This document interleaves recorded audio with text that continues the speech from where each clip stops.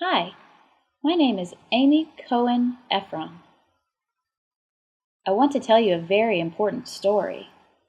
Today is Wednesday, March 6th, 2013. Now let's think back to 25 years ago on March 6th, 1988.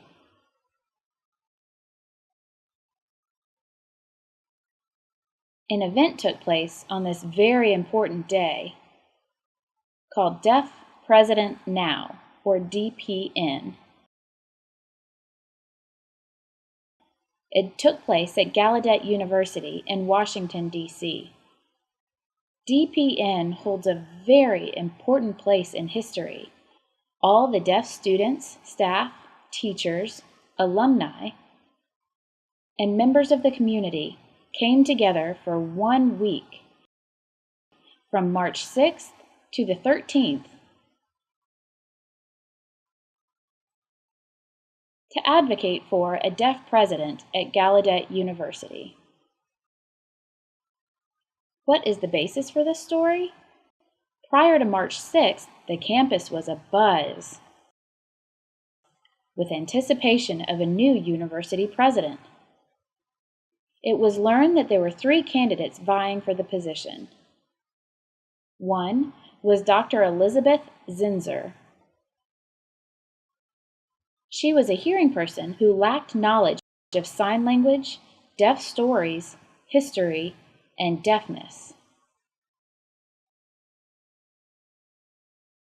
Another candidate was Dr. I. King Jordan, who was a dean of students at Gallaudet University at the time.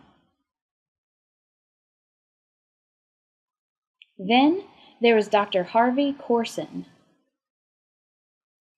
who was a superintendent at the Louisiana School for the Deaf. We were all so excited upon learning of this development.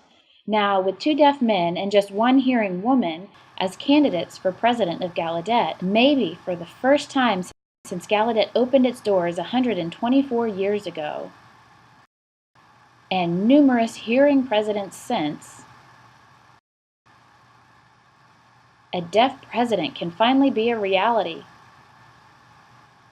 On Sunday, March 6, 1988, at 7 p.m. that evening, it was announced that a hearing president was selected. Upon hearing this, all the students were very shocked, angry, and in complete disbelief. How could a hearing person be chosen over 2 very skilled, qualified deaf candidates? We felt it had to be a big mistake. That's when we decided to protest. And I mean really protest. We took over the campus and locked every single gate.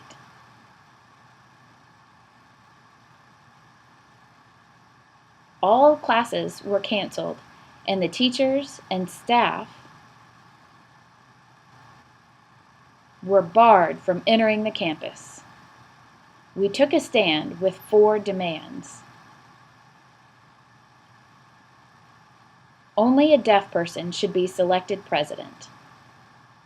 The senior chairperson of the Board of Trustees must be removed from the position. The Board of Trustees must be overhauled to have at least 51% represented by deaf persons, and no disciplinary action against all involved in the protest. We fought and toiled and labored night and day without a moment's sleep, and paraded, marched, and stood all day chanting, "Deaf President Now!" countless times. We negotiated again and again, and pressed on unrelenting and determined until finally Sunday, March 13th, 1988.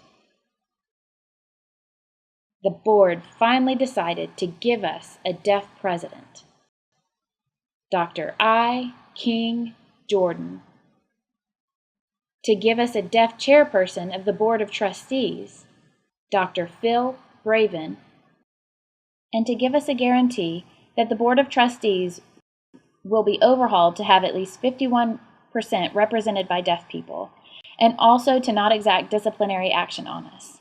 It is important to share this story of DPN with you because the DPN experience is something to be cherished. When I look back and see how really special it was to be a part of the making of history,